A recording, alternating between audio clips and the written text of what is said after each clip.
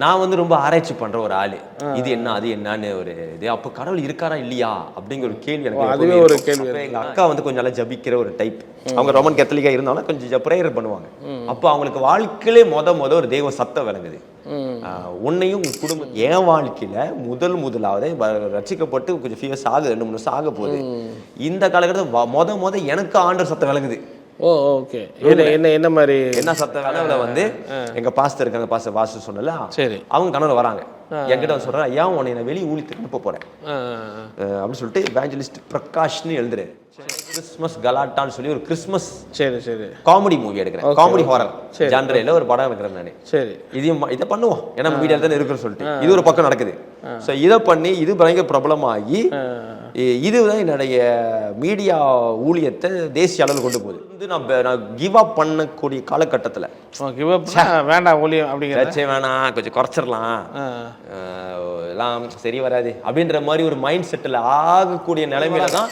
அப்போ அந்த 4 வயசுல அப்பாவுக்கு இந்த தண்ணி சாப்பிட்டதுனால பக்கவாதம் மாதிரி வந்ததுனால ஹாஸ்பிட்டல் கூட்டிகிட்டு போயிட்டு யாரும் இல்லை கூட, அம்மா நாங்கள் மட்டும்தான். அந்த டைம்ல ஒருத்தர் வந்தார். 10 வருஷம் கழிச்சு நாங்க எங்க பாட்டி வீட்டிலேருந்து வெளியாகிறோம். எங்க அம்மா ஒரு ஜெபம் பண்ணாங்க, என் கணவர் என் கூட வரணும்னு சொல்லிட்டு. முத நாள் ஜெபம் பண்றாங்க, மறுநாள் அப்பா வந்துட்டாரு. எங்க இருந்தாரு, எப்படி இருந்தாரு, மறுநாள் வந்துட்டாரு. சபைகள் சார்பாக ஏதேன் டிவிக்கு எங்களுடைய வாழ்த்துக்களை தெரியப்படுத்துகிறோம். ஏதேன் டிவி, ஏதேன்ல எப்படி ஆண்டவர் ஒரு புதிய ஆரம்பத்தை ஏதேனில் ஆரம்பித்து இந்த உலகம் முழுவதும் அவருடைய மகிமையை வெளிப்படுத்த சித்தமானாரோ, அதே போல் ஏதேன் டிவி மறுபடி இழந்து போன மகிமையை தேவ மனுஷர்கள் மூலமாக, தேவ ஊழியர்கள் மூலமாக இந்த பூமியில் உள்ள அனைத்து மக்களுக்கும் பறைசாற்றும்படியாக கர்த்தரால் தேர்ந்தெடுக்கப்பட்ட ஒரு மிக முக்கியமான பாத்திரம்தான் இந்த ஏதேன் டிவி. இந்த ஏதேன் டிவி தொடர்ந்து வளர ஆதரவு கொடுங்கள். தொடர்ந்து இந்த ஏதேன் டிவியில் நடக்கிற எல்லா நிகழ்ச்சியிலும் பங்கெடுங்கள். பக்தி விருத்தி அடைவீர்கள். அதே நேரத்தில் கர்த்தருடைய நாமத்தை நீங்கள் மகிமைப்படுத்துவீர்கள்.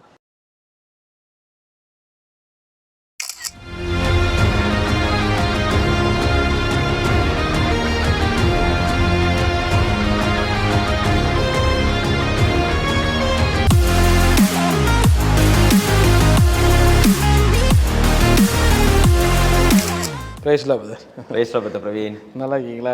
நல்லா இருக்கீங்க. நீங்க எப்படி இருக்கீங்க? ரொம்ப சூப்பரா இருக்கு, ரொம்ப சந்தோஷம். ரொம்ப நீண்ட ஆண்டுகள், 10 ஆண்டுகளுக்கு அப்புறம் மலேசியாவில் உங்களை சந்திக்கிறேன். ஆமா 10 வருஷம் முன்னாடி நம்ம நல்ல நண்பர்கள்.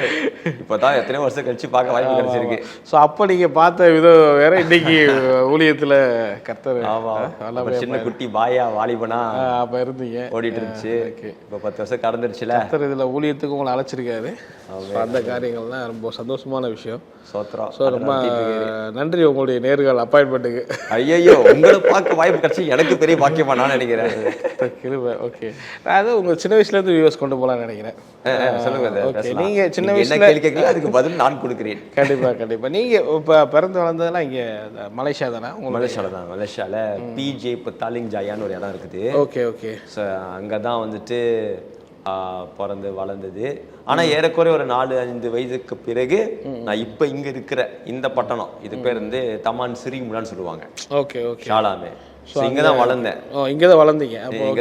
அம்மா அப்பா தாத்தாலாம் இங்க வந்தவங்களோ முன்னாடி தமிழ்நாட்டுல இருந்து? தாத்தா பாட்டிலாம் வந்துட்டு ஊர்ல இருந்து வந்தோம். ஸோ அங்கேருந்து அப்படியே சின்ன வயசுல நீங்கள் ட்ராவல் பண்ணுறீங்க. உங்கள் பின்புலம், அதாவது அம்மா அப்பா என்ன பண்ணிட்டு இருந்தாங்க, அவங்களுக்குலாம் எப்படி இருந்துச்சு? அப்பா வந்து லோரி டிரைவர், அம்மா ஹவுஸ் ஒய்ஃபு. ஓகே. ஸோ விரும்பி திருமணம் பண்ணாங்க. Love marriage. கூட பிறந்தவங்க எத்தனை பேர்? வந்து அக்கா இருக்கிறாங்க, எல்டர் சிஸ்டர் ஒருத்தவங்க இருக்கிறாங்க, 2வது நானு. குட்டி குடும்பம், 2 பேர். Okay, super. அது மாதிரி சின்ன வயசுல நீங்க வளர்ந்து வரும்போது அப்ப அம்மா அப்பாவுடைய பொருளாதார ரீதியாக எப்படி இருந்துச்சு? பொருளாதாரம், அப்பாவுடைய குடும்பம் வந்து நல்லா கொஞ்சம் இந்த மார்க்கெட் சொல்லுவாங்க, மார்க்கெட்டில் காய்கறி வியாபாரம் பண்ணுறவங்க இருக்காங்களே. ஸோ அந்த பேக்கில் வந்து நல்லா கொஞ்சம் வியாபாரத்தில் வந்தவர் தான். ஆரம்ப காலத்துல கொஞ்சம் நல்லாவும் இருந்திருக்கிறாங்க, கொஞ்சம் ஏற்றத்தாழ்வும் இருந்திருக்குது, கொஞ்சம் டவுனும் இருக்குது, அப்ஸும் இருந்திருக்குது. பட் எனக்கு விவரம் தெரிஞ்சு கொஞ்சம் நாட்கள்ல சில கொஞ்சம் கடினமான காலங்களையும் நாங்கள் கடந்து வந்திருக்கீங்க. But okay, God is. அம்மா அம்மா கிறிஸ்துவ அறிஞ்ச குடும்பமா எப்படி? ஆக்சுவலி வந்து எங்க அப்பா வந்துட்டு ஹிந்து குடும்பத்துல வந்தவர். அம்மா வந்து கேத்தலிக் பேக்ரவுண்டு. சின்ன வயசுல வந்து கிறிஸ்துவ அறியாத பின்புலம் தான் இல்லையா? அப்படியே இருந்தீங்க. உங்களுக்கு எப்படி இருந்துச்சு நீங்க வளரும்போது? ஒரு கடவுள் பக்தியில உங்களுக்கு கடவுள் இருக்காருங்கிற ஹோப்லாம் இருந்ததா? நான் வந்து ரொம்ப ஆராய்ச்சி பண்ற ஒரு ஆளு. இது என்ன அது என்னன்னு ஒரு இது. அப்போ கடவுள் இருக்காரா இல்லையா அப்படிங்கிற ஒரு கேள்வி எனக்கு அதுவே ஒரு கேள்வி இருந்தது. எப்போ இருந்தது அது சின்ன வயசுல. அந்த மதத்துல இருக்கும்போது, பிற மதத்துல இருந்தீங்களே, அப்போ எப்படி இருந்தது அதனுடைய? அப்பா ஹிந்து, அம்மா கத்திரிக்கா இருந்தாலும் நான் கோயிலும் சர்ச் ரெண்டுக்கும் ஒழுங்கா போக மாட்டேன். எப்பயாவது தான் குட் ஃப்ரைடே கிறிஸ்துமஸுக்கு மட்டும் சர்ச்சுக்கு போறது, சொந்தக்கார கூப்பிட்டா கோயிலுக்கு போவோம். அதனால எதுவுமே ஒரு சரியான ஒரு பிடிமானம் இல்ல. அப்படியே வளர்ந்து வந்தீங்க? அப்படியே வளர்ந்தேன். பொருளாதார நெருக்கடி இருக்கும், அப்பாவுக்கு சில நேரத்துல வருமானங்கள் சரியில்லாம இருக்கும், இல்ல சில நேரம் வந்தாலும் அப்பா கொஞ்சம் அந்த டைம்ல கொஞ்சம் ரொம்ப லூஸா இருந்தாரு. அதனால வீட்டு தேவைகள் சந்திக்கப்படாத மாதிரி சூழ்நிலை இருந்தது. அது எப்படி உங்களுக்கு தெரிஞ்சது அந்த டயத்துல? இதே பொருளாதார எப்படின்னா, இப்போ சில சுச்சுவேஷன்ல வந்துட்டு கடன் வாங்கிடுவாங்கல்ல குடும்பத்துல, இப்போ கடற்கரை வீட்டு முன்னுக்கு வந்து நிக்கிறது, அதுல சில பிரச்சனைகள் எல்லாம் பாக்குறோம்ல, பார்க்கும்போது தெரிஞ்சு குடும்பம் ஏதோ கஷ்டத்துல போய்கிட்டு இருக்குடா அப்படின்னு உங்களுக்கு தெரியும். அதெல்லாம் பார்த்து வளர்ந்தேன் நான். அதெல்லாம் கடன்காரங்க வந்து நிக்கிறாங்க அப்படிங்கிற உங்களுக்கு அந்த தெரிஞ்சது? தெரியுது. அவங்க கேட்குற கேள்வி நமக்கு தெரியுது, ரொம்ப கஷ்டப்படுறாங்க அதெல்லாம் கொஞ்சம் இருந்தது, அந்த அனுபவங்கள்லாம் இருந்தது. Okay okay. ஸோ அப்போ வளரும் போது ஓரளவுக்கு இது நினச்சிருப்பீங்களா, நம்ம சம்பாதிக்கணும்? ஆமாம், அது சின்ன வயசுல இருக்கும் பொழுது எனக்குள்ள ஒரு வெறி இருந்தது. என்னன்னா, நம்ம கண்டிப்பா நம்ம இப்படி இருக்கக்கூடாது, நம்ம வந்து நல்லா செழிப்பாக வரணும், நல்லா வசதியாக வரணும், வாழ்க்கையில் ஜெயிச்சு காட்டணும், சாதிச்சு காட்டணுங்கிற வெறி வந்து எனக்கு சின்ன வயசுல ரொம்ப துடிப்பாக இருந்தது. ஸோ நீங்கள் அப்படியே வளர்ந்து வரீங்க, அந்த டீனேஜ் அந்த யூத் அந்த ஸ்டேஜில் எப்படி இருந்தது உங்களுக்கு? டீனேஜ்ல ஒரு சேஞ்சஸ் வரும்ல, அந்த மாதிரிலாம் எப்படி இருந்தது? டீனேஜ் ஸ்டேஜ்ல கண்டிப்பாக நம்ம குடும்பத்தில் எதிர்பார்த்த ஒரு என்ன சொல்றது மகிழ்ச்சி, ஒரு சந்தோஷம் இல்லாதனால, சரி இந்த மாதிரி வளர்ற பசங்களுக்கு எப்பவுமே எப்படி இருக்கும், கூட்டாளியோட தான் நல்ல ஒரு என்டர்டைன்மெண்ட் சந்தோஷம் கிடைக்கும்ல. அதனால விரும்புவேன் நான் டைம் ஃப்ரெண்ட்ஸோட டைம் ஸ்பெண்ட் பண்றது, வெளியே போயிட்டு வர்றது, காலேஜ் டைம்ல போயிட்டா லேட் நைட் தான் வீட்டுக்கு வர்றது, இதெல்லாம் இருந்தது. ஆனா என்னன்னா, ஏதோ ஒரு விதத்துல அப்ப ரசிக்கப்படாட்டாலும் ஒரு கடவுள் பயம் இருந்திருக்கு போல. பெரிதான தப்புலாம் பண்ண மாட்டேன், சில தவறான இடத்துக்கு போகணும்னு சொல்லுவானுங்க, அங்க மட்டும் ஒரு பயம் வந்துடும். ஐயோ இவ்வளவுதான் லிமிட், இதுக்கு மேல போகணும்னு சொல்லிட்டு ஆட்டுக்கிட்டு எஸ்கேப் ஆகி வீட்டுக்கு வந்துடுவேன். ஆண்டவர் பத்தியான புரிதல் என்னவா இருந்துச்சு? அதாவது ஜீசஸ் கிறிஸ்தவன் ஒண்ணு இருக்கு, ஏன்னா நீங்க ஆர்சி அப்பா அம்மா இருந்ததுனால. ஆமா ஆமா, உங்களுக்கு என்ன புரிதல் இருந்துச்சு? நம்ம ரோமன் கேத்தலிக் இருந்தனால நான் சர்ச்சுக்கு ஒழுங்கா போக மாட்டேங்கிறது. சரி சரி. இயேசு எதுக்கு வந்தானுக்கும் தெரியாது, வீட்டுல பைபிள் இருக்கும், அதை எடுத்துட்டு சர்ச்சுக்கு போயிட்டு வீட்டுல வச்சிடறான். இதுக்கு முன்னாடி என்ன நினைச்சிட்டு இருந்தீங்க? அதுக்கு முன்னாடி கிறிஸ்தவனா சும்மா ஏதோ இருக்கிறாரு, தெய்வத்துல பல தெய்வம், இயேசு ஒரு தெய்வம், நல்ல தெய்வம். அதான் கேக்குறேன், எல்லா தெய்வங்கள்லயும் அது ஒரு தெய்வம். ஒரு அனுபவம் ஞாபகம் இருக்கு. கூட்டாளி வந்து முஸ்லீம் பிரதரு, அப்போ நானும் அவரும் வீட்டு முன்னுக்கு வருவாரு, தடல்ல போயிட்டு ஃபீல்டுக்கு போயிட்டு சும்மா நாங்க கதை அடிப்போம். அப்போ ஒரு நாள் கதை அடிச்சுட்டு போறாரு, மணி 12 ஆச்சு நைட்டு. மேல 10 வயசு எனக்கு 17 இருக்கு, அப்பதான் ரசிக்கப்படுறேன். மேல 10 ஒன்னே தான் வானத்துல பார்த்து சொன்னேன், கடவுள்னு ஒருத்தர் நீங்க இருந்தீங்கன்னா எனக்கு உங்களை காட்டுங்க, எனக்கு நீங்க உங்களை எனக்கு காட்டுங்க அப்படின்னு ஒரு கேள்வி கேட்டு விட்டேன் நான்.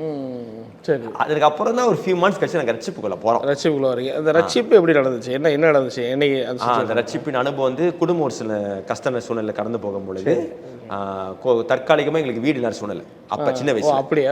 சின்ன வயசுல சூழ்நிலைன்னா வீட்டை விட்டு வாடகை வீட்டுல இருக்கிறீங்க? வாடகை வீட்டுல இருக்கிறோம், அது இஷ்யூ ஆகுதா? வெளியாக வேண்டிய சூழ்நிலை வந்துருச்சு. சரி சரி. அப்ப எங்க மாமா தான் அடைக்கலம் கொடுத்திருந்தாங்க 3 மாசம். அப்ப தங்கி இருக்க நம்ம கஷ்டமா தானே இருக்கும், தங்க சொந்த வீடு கூட இல்லையேன்ற அந்த காலகட்டத்துல. அப்ப எங்க அக்கா வந்து கொஞ்சம் நல்லா ஜபிக்கிற ஒரு டைப், அவங்க ரோமன் கேத்தலிக்கா இருந்தாலும் கொஞ்சம் ப்ரேயர் பண்ணுவாங்க. அப்ப அவங்களுக்கு வாழ்க்கையிலே முத ஒரு தெய்வ சத்தம் விளங்குது, உன்னையும் உன் குடும்பத்தையும் நான் ரட்சிப்பேன் அப்படின்னு சத்தம் விளங்குது. அவங்க பயந்துட்டாங்க, இப்படி சத்தம் நம்ம கேள்விப்பட்டதுல என்னடா அதுன்னு சொல்லி. அப்போ அவங்க வேலை செய்யற இடத்துல ஒருத்தவங்க இருக்கிறாங்க, ஒரு ஆவிக்குறி சபைக்கு போறவங்க ஒரு சிஸ்டர்ட்ட எனக்கு இந்த மாதிரி சத்தம் விளங்குச்சு. அப்ப அந்த ரட்சிப்புங்கிற வார்த்தைக்கு அர்த்தம் எங்க அக்காக்கு தெரியல. அப்ப அந்த சிஸ்டர் சொல்றாங்க, ஓ கடவுள் உங்ககிட்ட பேசுறாருமா, நீ எங்க சர்ச்சுக்கு வான்னு சொல்லி அழைப்பு கொடுக்குறாங்க. சரி, ஓ அப்பதான் நீங்க இதே தெரியுது. ரைட். அப்ப எங்க அக்கா போயிட்டு வந்தாங்க, ரொம்ப நல்ல அனுபவமா இருந்துச்சுன்னு சொல்லி வீட்டுல பகிர்ந்து கொண்டாங்க. எங்களுக்கு நம்ம வந்து பாருங்க, நம்ம சர்ச்சுக்கு ஒழுங்கா போக மாட்டோம், இருந்தாலும் நம்ம ஆர்சி எப்படி அந்த மாதிரி சபைக்கெல்லாம் போகலாம், அதெல்லாம் கூடாதது அல்லவா, சத்தம் போடுவாதுகள் அல்லவா, நல்லா இருக்காதுன்னு சொல்லி நான் அப்புறம் வைரகத்தை காட்டுறேன். நம்ம போறதே வருஷத்துக்கு ஒரு தடவை, ஆனா வைரகம் அப்படி இருந்தேன். அப்ப சரி அக்கா ரொம்ப வலுக்கட்டாயம் படுத்துதுன்னு சொல்லி போனோம். சரி சரி சரி. அப்படி போகும்போது அங்க ஆண்டவர் தொட்டார் என்னைய, அந்த சபையில தொட்டாரு. போன முத நாள்லயே ஏதாச்சா? முத நாள் ஆராதனை பண்ணாங்க, சுத்தி பார்த்தேன். எனக்கு ரொம்ப ஈர்த்த ஒரு காரணம் அந்த சபையில அந்த பாஸ்டர் ஐயா பண்ற பிரசங்கம். யார் பாஸ்டர் பேரு? யார்? பாஸ்டர் ஜக்கரியா வாசுதேவ், ஜிசிஎஃப் சபை அங்க ரட்சிக்கப்பட்டேன். அவர் பேசுற பிரசங்கத்துல ஆண்டவர் என்கிட்ட ரொம்ப தெளிவா பேசுறாரு. என்ன பேசுனாரு? என்ன உங்களுக்கு? அதாவது ஆண்டவர் குறிச்சு அவர் பேசுறாரு, இயேசு குறித்து பேசுறாரு. யாருமே நம்மளுக்கு இப்படி ஆண்டவரை விலக்கி காண்பிக்கலையே, நம்ம நல்லா ஆராய்ச்சி பண்ற ஒரு மூளையா இருந்ததுனாலையும் நமக்கு கேள்விக்கு பதில் கிடைக்கிற மாதிரி இருக்கே அப்படிங்கறது என்ன ஈர்த்துது. அதனாலே வார வாரம் போனேன்னு ஆசைப்பட்டு போய், அதாவது ப்ராசஸ் தான் நடந்துச்சு. ரட்சிப்புன்றது ஒரு ப்ராசஸ் தான். உடனே அன்னைக்கு ரட்சிக்கப்பட்ட அப்படின்னா ஈர்ப்பு வந்துருச்சு. சரி சரி, நல்லா இருக்குடா அந்த சபை, தொடர்ந்து நம்ம போவோம், என்னமோ நம்ம கத்துக்கிறோங்க. அப்படி தொடர்ந்து போக போக அந்த சத்தியங்கள் கேட்க கேட்க கேட்க தேவ பிரசனம் அந்த ஆராதனையில் ஆண்டு தொடும் பொழுது நான் வாழ்க்கையில் அழுந்தது கிடையாது. எங்க அம்மா அழுவ வச்சிருக்கேன், நான் அழுவ மாட்டேன் லேசில். ஆனா என்னை அழுவ வச்சவரை அதை தொடுதல், அந்த தேவ பிரசனம் அங்கே தொட்டு கண்ணீர்லாம் வந்து என்னடா அது நமக்குள்ள இப்பெல்லாம் நடக்குதே, என்ன அனுபவம், வித்தியாசமா அனுபவமா இருக்க, கடவுள் உண்மையான தொடுவார் போல, நம்மகிட்ட பேசுவார் போலன்ற அந்த அனுபவத்துல நான் ஆண்டவர் ரட்சிப்புகள் கொண்டு நடத்திட்டார் என்னைய. ஓகே, சில மாதங்கள்ல குடும்பமே ஞானஸ்தானம். குடும்பமே ஞானஸ்தானம் எடுத்துட்டீங்க. Okay okay okay. ஸோ அப்புறம் மீடியாலே அப்பயே இது பண்ணீங்களா? இப்போ படிச்சுட்டு இருந்தீங்க ஓகே. அப்போ வந்து நான் வந்து டிப்ளமா பண்ணிக்கிட்டு இருக்கிறேன். சரி சரி, படிச்சுக்கிட்டு இருக்கேன், காலேஜ் போயிட்டு இருக்கிறேன். ரட்சிக்கப்பட்டேன். இந்த ரட்சிக்கப்பட்டது சபையில் இருக்கும்போது சுத்தி பாக்குறோம்ல, பல வாலிப பசங்க எல்லாம் பாசர் கூட இருந்து உதவிலாம் பண்ற ஊழியம் பண்ணும் பொழுது எனக்குள்ள ஊழியம் பண்ண ஒரு வாஞ்சேன். அது என்ன, நம்மளும் ஆண்டவருக்கு ஏதாவது செய்யணும், நமக்காக சிலுவையில மரித்து இருக்க தெய்வத்துக்கு நம்ம ஏதாவது செய்ய வேண்டுமா அப்படின்னு சொல்லிட்டு ஒரு யோசனை. அப்போ எனக்குள்ள என்ன செய்யலாம்னு யோசிக்கும் போது நான் மீடியால இருக்கிறேன். எனக்கு அந்த போஸ்டர் டிசைன் பண்றது திவிடம் பிடிக்கல. அப்போ ஏதாவது பண்ணுன்னு சொல்லி சில போஸ்டர்ஸ் பண்ணி அந்த சர்ச்சில் வந்து ஃபண்ட் ரைசர் ப்ரோக்ராம் நடத்தி இருந்தாங்க. அப்போ நானும் சொந்த காசை போட்டு ஒரு 50 போஸ்டர் டிசைன் பண்ணி வித்து அந்த பணத்தை வந்து சர்ச்சுக்கு கொடுத்தேன். அப்ப அதை பார்த்தாங்க அங்க இருக்கிற அண்ணன்மார்கள்லாம், மீடியால இருக்கிற பார்த்துட்டு, ஓ உனக்கு இந்த திறமலை இருக்காப்பா? ஆமா நான் அந்த மாதிரி இதுதான் காலேஜ்ல படிச்சுட்டு இருக்கிறேன். சரி நீங்க இங்க ஊழியத்துக்கு வரையா, மீடியா டிபார்ட்மெண்ட்டுக்கு வரையா, ஊழியம் பண்றீங்க, ஓ நல்ல வாய்ப்புடா, இதானே எதிர்பார்த்தேன்னு சொல்லி அங்க இருந்து என்னுடைய சபையில ஊழியம் ஆரம்பிக்குது. சரி சூப்பர். ஸோ ஒரு 17 வயசுல அப்படியே ட்ராவல் பண்றீங்களா? அப்படியே சபையில் அப்படியே ஆரம்பிச்சு பண்றீங்க. படிப்பு அப்புறம் என்ன அடுத்த ஸ்டேஜ் என்ன பண்றீங்க? படிக்கிறீங்க? அடுத்த ஒரு 2.5 வருஷத்துல படிச்சு முடிக்கணும். சரி. ஒரு பக்கம் படிப்பு ஓடிக்கிட்டு இருக்கு, ஒரு பக்கம் சபைக்கு தவறாம போவேன். சரி. அப்புறம் மற்ற ஆபீஸ்ல ஃப்ரீயா இருக்கும் போல சர்ச்சுக்கு போவேன். அந்த அங்க இருக்கிற அண்ணன்மார்களோட இணைஞ்சு மீடியா ஊழியர்கள் ஷூட்டிங் பண்றது, எடிட்டிங், அதெல்லாம் அப்படியே ஆரம்பிச்சீங்க. எங்க பாஸ்டருடைய பிரசங்கத்தை ஷூட் பண்ணுவோம், எடிட் பண்ணுவோம், சரி அதை வெளியாக்குவோம், குறும்படம் செய்வோம், போஸ்டர் செய்வோம், பல விதமா. அது ஒரு இன்ட்ரெஸ்டிங்கா, அது ஒரு நமக்கு மீடியா ரொம்ப ஆர்வம், படிக்கிறது அதே தான். சோ அதனால இதுல ஊழியத்துல ஆண்டர் அப்படியே அழகா நடத்திட்டு. பொருளாதாரம் எப்படி இருந்துச்சு? பொருளாதாரம்லாம் அந்த டைம் வந்து ரட்சிக்கப்பட்ட நாள்ல இருந்து ஒரு விதமான தாழ்வான அனுபவமா இருந்தாலும் ஆண்டர் அனுதின தேவை சந்திக்கிறேன், தேவைகளை சந்திச்சு குடும்பத்தில் தேவை ஏழ்மையான ஒரு அனுபவமா இருந்தாலும் மன நிம்மதி இருக்கு, சந்தோஷம் இருக்கு, திருப்தி இருக்கு, ஒரு தேவ சமாதானம் சொல்லுவாங்களே, அது நம்ம குடும்பத்துல இருக்கு. அந்த ஒரு சந்தோஷத்திலேயே டிராவல் ஆகிட்டு அப்படியே போகுது. அதுக்கப்புறம் தொடர்ந்து அப்புறம் சர்ச்சில் இந்த மீடியா ஊழியங்கள் இருந்து கொஞ்சம் தலைமுத்து கொண்டு வந்தாங்க. சில வாலிப கூட்டத்தை நடத்துறியான்னு கேட்டாங்க, செல் குரூப் இந்த வீட்டு சந்திப்பு செய்யறியான்னு கேட்டாங்க. இப்படி சில அனுபவங்கள், ஏன்னா பாக்குறாங்க பையன் உண்மையா இருக்கிறான், சரி ஊழியத்துல ஒண்ணு கொஞ்சம் வாய்ப்பு கொடுக்கலான்னு சொல்லி வாய்ப்புகள் கொடுக்குறாங்க. அப்பா அதுல ஆண்டு நடத்துறாரு, உருவாக்குறாரு. ஆனா அது ஆக்சுவலி எனக்கு வந்துட்டு எனக்கு வந்து சினிமா டைரக்டர் ஆகணும்னு ஆசை. அந்த 2 வருஷம் முடிச்சதுக்கு அப்புறம் நம்ம வந்து சினிமாக்கு போனோம், சின்ன வயசுல ஆசை. இப்போ சேர்ச்சில் உதவி பண்ணாலும் நம்ம சினிமாக்கு போயிடணும். அப்ப அந்த வாய்ப்புகளும் அமையுது. ஏன்னா நான் காலேஜ் முடிக்கும் பொழுது ஒரு ஷார்ட் ஃபிலிம் பண்றேன், ஒரு காதல் படம் செய்யறேன், ஐ லவ் ஒரு காதல் கதையே செய்யறேன். அது வந்து பிரபலம் ஆகுது இங்க மலேசியால. கொஞ்சம் ஷார்ட் ஃபிலிம் ஆகி அதுல இருக்க பாட்டு வந்து இந்த மெயின் ரேடியோ ஸ்டேஷன்ல ஏர் ஆகி ஃபேமஸ் ஆகுது. அப்போ டைரக்டர்ஸ் கூப்பிடுறாங்க, உன்கிட்ட திறமை இருக்கு, நீ வா எங்களுக்கு ஏடியாவா, அசிஸ்டன்ட் டைரக்டரா கத்துக்க. இன்னொரு பக்கம் வந்து தமிழ்நாட்டுல சொல்றீங்க, இல்ல மலேசியா. அப்புறம் ஒரு சில வந்துட்டு நான் உனக்கு இவ்வளவு பணம் கொடுக்குறோம், படம் சரியா அப்படின்னு ஒரு பெரிய பிசினஸ் மேன் இதெல்லாம் வாய்ப்பு வர ஆரம்பிச்சிருச்சு. அப்ப இதாண்டா நம்ம சான்ஸ் சொல்லிட்டு போலான்ட்டு ஒரு ஆர்வத்தில் இருக்கும் போதுதான் ஒரு பெரிய தடை வருது. என்னன்னா சரி நம்ம எதை செஞ்சாலும் பாஸ்டர்கிட்டயோ குடும்பத்திலயோ சொல்லி நம்ம ஒரு தீர்மானம் எடுப்போம்ல. இப்போ பாஸ்டர் சொல்றேன், பாஸ்டர் இந்த மாதிரி நான் இது எத்தனை வயசு இருக்கும்? இது வந்து ஏறக்குறைய ஒரு 20 வயசுக்கிட்ட இருக்கும் 19 20 வயசு. சரி சரி சரி. பாசன் அந்த ரொம்ப ஷார்ட் பீரியட்ல உங்களுக்கு இப்படி வாய்ப்பு கிடைக்குது. ரொம்ப ஏஜ் எங்க இருக்கும் போது அந்த டைம்ல ஒரு 20 21 இருக்கும் நினைக்கிறேன். சரி சரி சரி. ஸோ அப்போ எங்க பாஸ்டர் என்ன சொல்றாருன்னா, கேட்டோன்னே சினிமா நமக்கு ஒத்து வராதப்பா அப்படின்னு இருக்கிறாரு. ஐயோ என்னது இவர் இப்படி சொல்லிட்டாரு. எங்க அம்மா சொன்னாங்க, எங்க அம்மாவும் என்ன சினிமா கினிமா சொல்லிட்டு இருக்கிற, கடலுக்குள்ள நீன்றாங்க, போய் கெட்டு போயிருவாரு, எல்லாரும் கடல் வைக்கிறாங்க. எங்க வீட்டுல வந்து எங்களை ரட்சிப்புக்கள் நடத்துனது வந்து ஆக்சுவலி வந்து எங்களுடைய அத்தை. அவங்களுக்கு ஆண்டை பத்தி சொல்லிட்டே இருப்பாங்க. ஆனா அக்காக்கு அந்த சத்தம் கேட்டதுக்கு அப்புறம் ரட்சிப்புக்கள் வந்தோம். ஆனா அவங்க அப்பயும் விதைக்க ஆரம்பிச்சிட்டாங்க. அப்ப அவங்க நல்லா ஜெபிக்கிறவங்க, ஆண்டு சத்தம் கேட்குன்றதுனால அவங்ககிட்ட அப்பப்ப கேட்டுக்கும். சில பேர் நம்ம வளர்ற வரைக்கும் அவங்க ஜெபம் நமக்கு சொல்லுவாங்களே, அந்த மாதிரி அவங்க எங்க வாழ்க்கையில இருந்தாங்க வளர்ற குறிப்பிட்ட காலம் வரைக்கும். அப்போ அத்தை சொல்ல, அத்தை இந்த மாதிரி நான் சினிமாவுக்கு போலான்னு இருக்கிறேன், எல்லாரும் வேணான்றாங்க, ஜெபிச்சு சொல்லுங்க, நீங்க தான் உங்க சத்தம் தேவ சத்தம் விளங்குமே அப்படின்னு. அப்போ அவங்களும் ஜெபம் போட்டு என்ன சொல்றாங்க, பிரகாஷ் உனக்கு நல்ல ஒரு பெரிய டைரக்டர் அவனை ஆசைப்படுற, ஆனா ஆண்டவர் உனக்கு ஊழியம் இருக்குன்றாரு, நீ ஊழியத்துக்கு போகணுன்ற. நான் அப்படியே ஏத்துக்க முடியல, போன வச்சுட்டு அந்த ஐடியாவே உங்களுக்கு கிடையாது, ஊழியத்துக்கு வரணும் ஃபுல்லா ஊழியம் செய்யணுங்கிற ஐடியா இல்ல உங்களுக்கு கிடையாது. அந்த அதாவது சபைக்கு உதவியா இருக்கணும், ஆண்டவருக்காக நம்ம பணி செய்யணும். ஆனா நமக்குன்னு ஒரு லட்சியம் இருக்குல்ல, நமக்குன்னு ஒரு ஆசை இருக்குல்ல, அதை நிறைவேற்றணும் ஆசைப்படுவோம்ல. சம்பாரிச்சுட்டே நம்ம சப்போர்ட் பண்ணலாம் அப்படிங்கிற மாதிரி இல்ல, சினிமால இருந்துட்டு நம்ம மெயினா சினிமால நல்லா பெரிய சாதிக்கணும். ஏன்னா சின்ன வயசுல கஷ்டப்படப்பட்டிருக்கோம், நல்ல ஒரு வெற்றிகரமான ஒரு வாழ்க்கையை வாழணும், கடவுளுக்காக பணி செய்வோம். இப்படிதான் சரி ஓகே. அப்ப இதுல வந்து என்னால ஏத்துக்க முடியாம போகும்போது நான் என்ன மைண்ட்ல முடிவு எடுக்கிறேன், யாரும் பேச்சு கேட்க வேணாம், நம்மளே ஜெபிப்போம், கடவுள் நம்மகிட்ட பேசுவார் தானே. அப்போதான் உண்மையா ஊக்கம் வதுவு போய் பூட்டிட்டு நான் ஜெபம் பண்றேன், ரொம்ப நேரமா ஜெபம் பண்றேன், ஆண்டவரே எனக்கு நீங்க சொல்லுங்க, நான் போலாம் போகக்கூடாது, எல்லாம் போகலான்றாங்க, என்னால ஏத்துக்க முடியல அப்படி இப்படின்னு. என் வாழ்க்கையில முதலாவது ரசிக்கப்பட்டு கொஞ்சம் ஃபியூஸ் ஆகுது, 2 3 வருஷம் ஆக போகுது. இந்த காலகட்டத்தில் முத எனக்கு ஆண்டவர் சத்தம் விளங்குது. ஓகே. என்ன மாதிரி என்ன சத்தம் விளங்குதுன்னா, ஆங்கிலத்தில் இங்கிலீஷ் தான் வந்துச்சு. Christ died for you, what are you going to do for him? கிறிஸ்து உனக்காக மரித்தார், நீ அவருக்கு என்ன செய்ய போற அப்படின்னு ஆவியானவர் என்கிட்ட ஒரு கேள்வி கேட்கிறாரு. அது தெரிஞ்சிச்சு, ஆண்டு கேள்வி கேட்கிறாரு. அந்த கேள்வியில பதில் வருது. ஓகே. அது ஒரு கேள்வி. அது எப்படி உங்களுக்கு வாய்ஸ் லிட்டரலா நான் பேசுற மாதிரி அப்படி ஒன்று இருந்தது, ஸ்பிரிட்ல அப்படி காதால விளங்குற மாதிரி இல்ல, ஸ்ட்ராங்கா ஸ்பிரிட் அங்ஷன் சொல்லுவாங்கல்ல, ஸ்பிரிட்ல இருந்து சத்தம் அப்படி எழும்புது. ஓகே. நம்ம உள்ளத்துல இருந்து இன்னொருத்தவங்க பேசினா எப்படி இருக்கும், அந்த மாதிரி சத்தம் உள்ள இருந்து எழும்புது. ஆனா தெரிஞ்சு நம்ம யோசிக்கல, நம்மளே யோசிச்சா நமக்கு தெரியும்ல, நம்ம யோசிச்சு நமக்குள்ள சத்தம் வேகமா எழும்புது பாருங்க. அப்ப கடவுள் நம்மகிட்ட பேசுறாரா அப்படின்னு தெரிஞ்சிச்சு எனக்கு. சரி. அந்த கேள்வியில ஆண்டவருக்கு எனக்கு என்ன சொல்ல வர்றாருன்னா, அவங்க சொன்ன மாதிரியே சினிமாவுக்கு போவாதன்ற பதில்ன்றது மாதிரி எனக்கு விளங்குச்சு. சரி. இப்போ நான் ஆண்டவர் சொல்றேன், ஆண்டவரே சரி இதுக்கப்புறம் நான் என் வாழ்க்கை என்ன செய்ய போறேன்னு தெரியல, என் லட்சியத்தை நீங்க கேட்குறீங்க, நான் உங்க கையில் ஒப்பு கொடுக்குறேன், பிடிக்கல ஆனாலும் ஆண்டவருக்காக சொல்லிட்டு ரொம்ப சேடாகி துக்கமாகி படுத்து தூங்கிட்டேன். அந்த அன்னைக்கு தூங்கும் போது அன்னைக்கு ஒரு கனவு வருது. அந்த கனவுல வந்து எங்க பாஸ்டர் இருக்காங்க, பாஸ்டர் வாசு சொன்னல, அவங்க கனவுல வராங்க, என்கிட்ட சொல்றேன், ஐயா உன்னை நான் வெளியே ஊழியத்துக்கு அனுப்ப போறேன் அப்படின்னு சொல்லிட்டு எவாஞ்சலிஸ்ட் பிரகாஷ்னு எழுதுறேன். சரி. எழுதி அனுப்பலாமா அப்படின்னு கேட்கிறாரு. ஓகே பாஸ்டர், நான் தலையாட்டுறேன். அப்புறம் போற இடத்துல நிறைய பேர் வீல் சேர்ல உட்கார்ந்து இருக்காங்க, இவங்களுக்கு ஜெபம் பண்ணுறாரு, பயந்துட்டேன். இன்னொரு இடத்துல போனா பேய் பிடிச்சி அசுத்தாவில எல்லாரும் ஆடுறாங்க, இவங்கெல்லாம் ப்ரே பண்ணிடுறாரு, அதையும் பார்த்து பயந்துட்டேன்.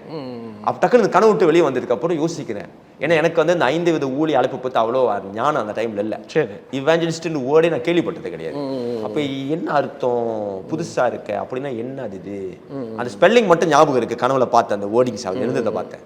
அதை போய் கூகுள்ல போய் தட்டி வாட் இஸ் இவாஞ்சலிஸ்ட்னு தட்டுறேன். அப்புறம் 5 வித ஊழிய அழைப்பு இருக்கு, சுவிச அறிவிக்கிற அற்புத அடையாளங்கள் இதெல்லாம் வசன ஆதாரங்கள்லாம் எடுத்து படிக்க, ஓ இப்படி ஒரு ஊழியம் இருக்கு போல அப்படின்னு சொல்லி இதை டெஸ்ட் வேற பண்றேன் நான். அடுத்த வாரம் எங்க சர்ச்சில் வெனஸ்டே பைபிள்ஸ் தெரிய இருக்குது, எங்க பாஸ்டர் மண்ணுக்கு போய் நின்று, பாஸ்டர் எனக்கு ஜெபம் பண்ணுங்க அப்படின்னு. என்னைய ஜெபம் பண்ணும், சும்மா ஜெபம் பண்ணுங்க, நான் சொல்றேன், நீங்களே அவர் வாயிலேருந்து உறுதிப்படுத்தணும், இது உங்களுக்கான, நீங்க தான் பேசுறேன்னு. அவரும் கடத்த தள்ளகை ஜெபம் பண்ணும்போது அவர் ஆங்கிலத்தில் there is a calling to be an evangelist, சுவிசேஷ அழைப்பு உனக்கு இருக்கு, அற்புத அடையாளம் ஆண்டவரை நடத்துவார் அப்படின்னு சொல்லிட்டு கண்ணு தரட்டு God bless you யா அப்படின்னு போயிட்டாரு. நான் அப்படியே ஷாக் ஆயிட்டேன், கனவுல வந்தது அப்படியே இந்த மனுஷன் சொல்றாரு. அப்ப ஆண்டவர் நம்மகிட்ட பேசுறாரு, அப்போ அது உறுதியா எடுத்துக்கிட்டேன். அப்ப அந்த நாள்ல இருந்தே எனக்கு தெரியும் நமக்கு அழைப்பு இருக்கு. ஆனா அது ஆண்டவர் உடனடியாக அந்த அழைப்புகள் நடத்தல. ஆனா சினிமாக்கும் நான் போகல. கேட்டு இதாகி அந்த இதை விட்டுட்டீங்கல்ல, சினிமாலாம் வேண்டாம்னு ஒதுங்கிட்டீங்க. விட்டுட்டோம். அதான் அது ஒரு வாய்ப்பு இல்லையா உங்களுக்கு கிடைச்ச ஒரு அந்த நேரம் ஒரு கிடைச்ச ஒரு வாய்ப்பு. ரைட். அதை அப்படியே டோட்டலாக அதை அவாய்ட் பண்ணிட்டீங்க. இப்போ தமிழ்நாடு சினிமா பெரிய இண்டஸ்ட்ரி. மலேசியாலே அப்படி ஒரு இண்டஸ்ட்ரி இருக்கு. மலேசியால இண்டஸ்ட்ரி இருக்குது, அது அவ்வளவு பெரிய இண்டஸ்ட்ரி கிடையாது. அப்ப நீங்க படம் எடுக்கணும் அந்த டயத்துல என்ன மாதிரி அதை எடுத்தா இங்கே ரிலீஸ் பண்ணுவாங்க? ஒரு ஸ்ட்ராட்டஜி வச்சிருந்தேன். எப்படின்னா, சரி, இங்க கொஞ்சம் சில படங்கள்ல கான்செப்ட் இருந்தது. இப்படி ஷார்ட் ஃபிலிம் மாதிரியா இல்ல படமாவே பண்ணுவோம். சரி, இங்க பண்ணி தியேட்டர்லாம் போலாம். சரி சரி, பிரபலமா ஆகும், படம் கண்டிப்பா போகும், இங்கேயே பார்ப்பாங்க. இங்க இருக்குது. சரி, அதை பண்ணி அதுல கொஞ்சம் அனுபவத்தை எடுத்துக்கிட்டு நம்ம ஊருக்கு கண்டிப்பா போகணும். தமிழ்நாட்டுக்கு போனோம். ஏதாவது பெரிய டைரக்டர் ஏரியாவது சேர்ந்து அங்க போய் கண்டிப்பா காலிவுட்ல பேர் சம்பாதிக்கணும் அப்படிங்கறத படத்தை நம்ம கண்டிப்பா எடுத்துடணும். சரி சரி. ஏன்னா அந்த டைம்ல மணிரத்னம் சங்கர்னு ரொம்ப ஆர்வம். அவங்க படங்களை ரொம்ப, அப்ப இவங்ககிட்ட ஒரு ஏரியா சேர்ந்து நல்லா இருக்கும். ஆனா வெறுங்கைய போக முடியாதுல்ல, இங்க கொஞ்சம் ஏதாவது பண்ணிட்டா ஓகே, அங்கேயே நான் ஒரு 2-3 படம் பண்றேன்னா நான் பண்ணிருக்கேன் சார் அப்படின்னு ஏத்துக்குவாங்க. அங்க இருந்து அப்படியே காலிவுட்ல நம்ம நுழைஞ்சிடலாம் அப்படின்னு பயங்கர ஒரு திட்டம் வச்சிருந்தேன். எல்லாத்தையும் முடிச்சு கட்டிட்டாரு. ஊழிய அழைப்பு இருக்கு அப்படின்ற ஆண்டர் காட்டிட்டாரு, ஆசை காட்டிட்டாருல ஆண்டரே. அப்ப இதுக்கப்புறம் நீங்க எப்படி இருப்பீங்க? என்ன சர்ச்சு தானே இருப்பீங்க. அதெல்லாம் ஆர்வம் அதுல போயிருச்சு. ஓகே, சரி, நீங்கள் அது போகலை, நீங்கள் சர்ச்சில் இருக்கிறீங்க, இவாஞ்சலிஸ்ட்டாக ஆண்டவர் அழைச்சிருக்காருன்றீங்க. அப்போ அங்கே உங்களுக்கு வாய்ப்புகள் வந்துச்சா? வாய்ப்புகள் எப்படி வருதுன்னா, இந்த சொன்னல வீட்டு சந்திப்பு போய் பண்ணி அந்த மாதிரி தான் வருது. வாலிபு கூட்டத்தை எடுத்து நடத்து அப்படின்னு ஒன்று. அப்போ நான் எப்படி எடுத்துக்கிறேன்னா, ஓகே ஆண்டர் நம்மளை உருவாக்குறாரோ, வாய்ப்பு கொடுக்குறாரோ, சரி ஆண்டர் நடத்துறாரு, அப்போ இது ஒரு வாய்ப்பை எடுத்துக்கிட்டேன் நான். இதெல்லாம் அழகாக உண்மையுத்தமாக செய்வோம். பட் அந்த டைம் அப்படி தான் நினச்சிங்கண்ணே, நார்மல் பைபிள் படிப்பீங்க இருப்பீங்க, பட் சுவிசேஷகரா அப்படிங்கிற மாதிரி மைண்ட் செட் ஆகிடுச்சு. ஆமாம். ஆனால் அதில் ஒரு 2-3 விஷயம் என்னன்னா, பெனி ஹின் ஒரு ஊழியர் நமக்கு தெரியும். அவருடைய வீடியோ நம்ம பார்ப்போம். அந்த டைம் ஒரு பயங்கர ஈர்ப்பா இருக்கும். அந்த மாதிரி எனக்கு ரொம்ப பிடிக்கும். Okay okay. ஆவியானவரை குறிச்சு, அபிஷேகத்தை குறிச்சு நல்லா போதிக்கக்கூடிய ஒரு ஊழியர். அப்ப அவர் பிரசங்கம் எனக்கு ரொம்ப உதவியா இருந்துச்சு. என்னோட ஜெப வாழ்க்கைக்கு ரொம்ப உதவியா இருந்துச்சு. அப்போ அவர்கிட்ட நிறைய கத்துக்கிட்டு இருந்தேன் அந்த டைமு. அப்புறம் நம்ம மலேசியா தேசத்துக்கு ஒரு குறிப்பிட்ட காலத்துல ஆபிரகாம் சார்ல்ஸ் தெரியுமா உங்களுக்கு? தெரியும். அவர் வருவார்ல, அவர் பயங்கர சுவிசேஷக ஊழியம். அவர் ஹீலிங் இதெல்லாம் நிறைய இருக்கும். அவரோட ரொம்ப இணைஞ்சு பிரயாணம் பண்ற மாதிரி ஒரு வாய்ப்பு கிடைச்சது. நான் மீடியா இருந்ததுனால கொஞ்சம் அவர் மலேசியாக்கு வரும்போது அவருக்கு மீடியா பண்ணுவேன். அந்த நாட்கள் தான் எனக்கு ரொம்ப சோர்வு. ஏன்னா காத்திருந்து ஒரு ஃபியூ இயர்ஸ் ஆகுது, ஆண்டு சொன்னது நடக்கலன்னா எப்படி நடக்கலன்றீங்க? வாய்ப்பு கிடைக்கலன்றீங்க? அதாவது வாய்ப்பு கிடைக்கலன்றது இல்லை, அதாவது அவர் ஆண்டு காட்டுனது பெருசா இருக்கு, ஒரு பக்கம் பொருளாதார நெருக்கடி ஒரு பக்கம். இப்ப வாழ்க்கை கரெக்டா தான் போதான், வந்த வாய்ப்பெல்லாம் தட்டி கழிச்சிட்டோம். இப்ப எங்கதான் போய்கிட்டு இருக்கு? இப்படி எல்லாம் தோணுச்சா? இது உண்மையிலே கர்த்தருடைய சத்தத்தை கேட்டு அந்த டைம் சந்தைக்கு வருமா வராதா? சொன்ன மாதிரி நடக்கலையே. இவர் உண்மையிலே ஆண்டவர் தான் பேசுறாரா? நம்ம சந்தைக்கு வர ஆரம்பிச்சிருச்சு பேசினோம். அப்புறம் இந்த சூழ்நிலை தான் சில சபைகள்ல சில காயங்கள் உண்டாகும் இல்லையா? தப்பு சொல்ல முடியாது, அந்த சில அனுபவங்கள் நமக்கு எல்லாம் நடக்கும். அந்த மாதிரி சில காயங்களுக்குள்ள நான் போறேன் வேற. காயங்கள்னா அதாவது சபைகள்ல சில நேரத்தை தலைவர் அதிகமாக எதிர்பார்ப்பாங்க நம்ம கிட்ட, அந்த எதிர்பார்ப்பை நம்மள பூர்த்தி செய்ய முடியாம போகும். அது ஊழியத்தில் நமக்கு ஒரு தோல்வி மாதிரி ஃபீல் ஆகும். அப்ப எனக்கு அதெல்லாம் வந்து ஒரு டிசப்பாயின்மெண்ட் ஆகுது. நினைச்ச மாதிரி போகல, எதிர்பார்ப்புலையும் பூர்த்தி செய்ய முடியல, சபைகள்ல தோல்வி மாதிரியும் இருக்குது ஒரு பக்கம். இந்த பக்கம் பொருளாதார நெருக்கடி, எல்லாமே ஃபெயிலியரா போகுது நம்ம வாழ்க்கையில. பொருளாதார நெருக்கடினா இப்ப நீங்க மீடியால ஒர்க் பண்றீங்க, அப்ப படிச்சு முடிச்சு வேலை பார்த்துட்டு அப்படி பண்றீங்களா? நம்ம வேற வேலை பண்றேன், ஃப்ரீலான்ஸ் தான் பண்ணிட்டு இருக்கீங்க. ஃப்ரீலான்ஸ் ப்ராஜெக்ட் பண்ணிக்கிட்டு சர்ச் ரொம்ப அட்டாச்டா இருக்கு. ஓகே, ஃப்ரீலான்ஸ்ல உங்களுக்கு அந்த இன்கம் வரலையா? அந்த ஃப்ரீலான்ஸ் பண்ணதுல அப்ஸ் அண்ட் டவுன்ஸ் இருந்தது அந்த டைம். ஒன்னு கிடைக்கும், கிடைக்காது, நிலைக்கும் போகாது அப்படின்னு ஒரு தடுமாற்றம் இருந்தது. அது உங்களுக்கு பெரிய சிக்கலா இருந்தது? சிக்கல். அது கொஞ்சம் ஒரு ஃபியூ இயர்ஸ் ஆச்சு ஒரு இடத்துல நிலைய நிக்கிறதுக்கு. Beginning stage. ஏன்னா ஃப்ரீலான்ஸ் உங்களுக்கு தெரியும், அதுல இருந்து ஒரு நல்ல பிசினஸ் ஃபார்ம் ஆகுறதுக்கு அங்கிட்ட கொஞ்சம் ஒரு சேலஞ்ச் ஆயிடுச்சு. அது நம்ம ஊழியத்தையும் பார்த்துக்கிட்டோம், சர்ச்சில் ரொம்ப ஈடுபாடு இருந்துகிட்டு இது செய்யறோம். ஆமா ஆமா. அப்படிங்கிற ரெண்டுத்தையும் பேலன்ஸ் பண்ண பாக்குறதுனால ரெண்டுத்துலயும் ஒரு ஸ்லோவான ஒரு ப்ராக்ரஸ் இருக்கிற மாதிரி அந்த டைம் வருது. ஸோ இப்போ நீங்கள் சர்ச்சில் எதிர்பார்த்து அதிலே சில காயங்கள் ஆயிடுச்சுன்றீங்க. ஆமாம். ஆனால் வெளியே உங்களை பார்க்குறவங்க மீடியா தானே பார்த்துட்டே இருப்பாங்க. ஆமாம். இப்போ சபைகள் கூட பிரகாஷ்னா மீடியா அவர் இதை பண்ணிக்கிட்டு இருக்காரு, ஆனா நீங்க உங்களுக்குள்ள இந்த இவாஞ்சலிஸ்ட் ஆசை எல்லாம் இருக்கு, கருத்துல அழைச்சிருக்கீங்க. ஏன்னா உள்ள ஆண்டு தரிசனத்தை வச்சுட்டாரு. ஆனா வெளியே யார்ட்டையும் சொல்லல. சரி சரி. யார்ட்டையும் சொல்லவும் முடியாது. நானே போய் நம்மளே ப்ரோமோட் பண்ணிக்க முடியாதுல்ல. கடவுள் தான் வழி காட்டணும். சரி. அப்படி கேள்வியிலே இருக்கிறேன் நான். ஆனா அந்த டைம் வந்து அந்த ஆபரேட் சார்ஜ் சொன்னல.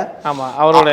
அவர் கனெக்ட் ஆகும் பொழுது ரொம்ப சோர்வா இருக்கிற காலங்கள். ஏன்னா அவர் ஊழியமே நிறைய பேர் பலப்படுத்துற ஊழியம், என்கரேஜ் பண்ற ஒரு மினிஸ்ட்ரி. இதெல்லாம் 24-25 வயசுல அப்படி அந்த மாதிரி டைம்ல அப்ப அவர் சோர்ந்து நான் கிவ் அப் பண்ணக்கூடிய காலகட்டத்துல கிவ் அப் வேண்டாம் ஊழியம் அப்படிங்கிறச்சே வேணாம், கொஞ்சம் குறைச்சிடலாம், எல்லாம் சரி வராது அப்படின்ற மாதிரி ஒரு மைண்ட் செட்டில் ஆகக்கூடிய நிலைமையில தான் அவர் வராங்க. Okay okay. அவங்க ஊழியத்துல ஆண்டவர் வார்த்தையை கொண்டு அபிஷேகத்தை கொண்டு அப்புறம் பலப்படுத்தி ஒரு தட்டி எழுப்புனார். சரி சரி.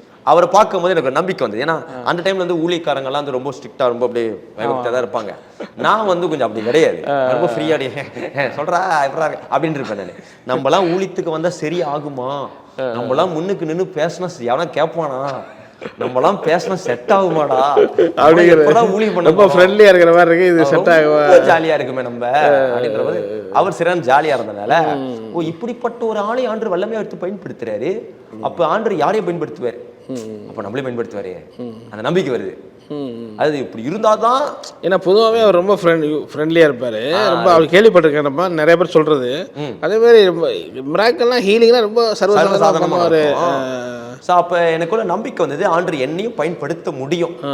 அவர் கூட்டங்களை பங்கு பெறாம நான் ஆசீர்வதிக்கப்பட்டேன். சரி. பிறகு அவர் நான் மீடியாவில் இருக்குன்றது அவருக்கு தெரிந்தது. சரி. சில உதவிகள் எதிர்பார்த்தாரு. அப்போ லைக் இந்த மாதிரி ஷூட்லாம் பண்ணி கொஞ்சம் எடிலாம் பண்ணி கொடுக்குறேன். எனக்கு ஆர்வம், எனக்கு தான் ஊழியத்தில் மீடியானாலே ஆர்வம். அவர் ஊழியக்காரனுக்கு நமக்கு ஒரு நல்ல வாய்ப்புடா அப்படின்னு வாய்ப்பு பயன்படுத்திக்கிட்டேன். சரி. நல்லா அவருக்காக சில சிடி ப்ரொடக்ஷன்லாம் மலேசியால பண்ணுவாங்க, அதில் நான் தான் கொஞ்சம் இருந்து எடுத்து சில காரியங்களை அவருக்கு செய்கிறேன் நான். அப்போ தனிப்பட்ட ரீதியில் அவரோட உட்காரதுக்கு நேரத்தை செலவு பண்ணுறதுக்கு வாய்ப்பு நிறைய கிடைச்சிது. ரொம்ப பிரஜரமா இருந்துச்சு. ஏன்னா அவர் நிறைய அவருடைய ரகசியங்களை பகிர்ற ஒரு ஆளு. அவர் வந்து எப்படிப்பட்ட ஆளா இருந்தாருன்னா, தனக்கிட்ட இருக்கிறத வந்து மறைச்சு வைக்க மாட்டாரு, எல்லாத்தையும் கொடுக்கணும்னு நினைக்கிற ஒரு ஆளா இருந்தாரு. இது நல்ல வாய்ப்பு தானே. அப்ப அவருடைய ஆவிக்குரிய வாழ்க்கை எப்படி ஆண்டு எப்படி நடத்தினாரு அதெல்லாம் நிறைய சொல்லி கொடுத்தாரு. என்ன சொல்லி கொடுத்தாரு உங்களுக்கு? ஏன்னா ஏதாவது ஆண்டவருக்கு உறவை பத்தி அழகா பேசுவார். நம்ம ஆண்டவர் அவருக்கு இருக்கிற அனுபவங்கள் எப்படி இருந்துச்சு, ஆண்டவர் இருக்கிற அவருக்கு உறவு. அதாவது நீங்க அவர்கிட்ட பேசுறது இல்ல, நீங்க அவர்கிட்ட பேசுறதுல இதை ஒண்ணு நினைச்சு வச்சிருந்தேன். ஆனா அவர்கிட்ட பேசும்போது இது இப்படி மாத்தினா அது எந்த விஷயம் சொல்லுவீங்க? அப்படின்னா என்ன சொல்லனா, ஸ்டேஜ்ல பக்கம் ரொம்ப பெரிய ஊழியக்காரனா தெரியறல, ரொம்ப கனமான ஊழியக்காரனா தெரியற, ரொம்ப வெயிட்டான ஆளு, நமக்கெல்லாம் பேச மாட்டாங்க போல, நமக்கெல்லாம் பழக மாட்டாங்க போல, அவரு சர்வசாதாரணமா உட்காந்து பேசுறாரு. சில நேரங்கள் நான் எனக்கு கூச்சமா இருந்திருக்கு, நான் நடந்து வருவேன், எந்திரிச்சு பிரகாஷ் எல்லாருக்கும் கை கொடுத்து கட்டி பிடிப்பாரு. நமக்காக இவரையாட்ட எழுச்சிக்கிறாரு அப்படின்னு நம்மளுக்கு ஒரு மாதிரி கூச்சமா இருக்கும், கூச்சம். அது மாதிரி அவர்கிட்ட ரொம்ப ஒரு தாழ்மையை பார்த்தேன். ரொம்ப சிம்பிளா இருக்காரு, ரொம்ப ஹம்பிளா இருக்காங்க. என்னடா இப்படி ஒரு அபிஷேகத்தை சுமக்கிறவங்க இவ்வளவு தாழ்மையா இருப்பாங்களா, அதை கத்துக்கிட்டேன். அப்ப சொல்லி கொடுப்பாரு, என்கிட்ட சொல்லுவாரு, தாழ்மையில நீ உச்சத்துல போனா ஆண்டு அபிஷேகத்தை உச்சத்துல கொண்டு போயிடுவாரு.